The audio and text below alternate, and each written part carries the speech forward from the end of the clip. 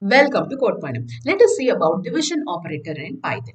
We are going to divide numbers in Python using a special symbol which is forward slash. Yes, imagine you are going to a shop to buy pens and you have chosen a certain type of pen that you like and you have bought four pens at the same time. The total bill is 80 rupees. And now we have to calculate what's the cost of each pen. First, let us create two integer variables. Integer variables are names that are given to store values that are numbers. So let us first write bill is equal to 80. Now we have to create another variable to store the number of pens. So we would write pens is equal to 4. Now to print the cost of each pen, let us write print, open bracket, close bracket, put bill, then division operator, and then put pens. Save the file and run the code. Look, the value 20 is printed, which is the cost of each pen. To know more about operators, follow or subscribe CodePannu. And for now, bye.